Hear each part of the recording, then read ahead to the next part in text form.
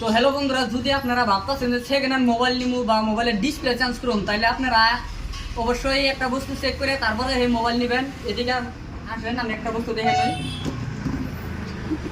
তো যদি ভাবতেছেন সেকেন্ড হ্যান্ড মোবাইল নিন, তাহলে আপনি অতি ফার্স্ট অফ অল ইমার্জেন্সি কলে যাবেন, যাওয়ার পরে এনআইভেন, আর পরে কোড ডাইল করবেন *899#।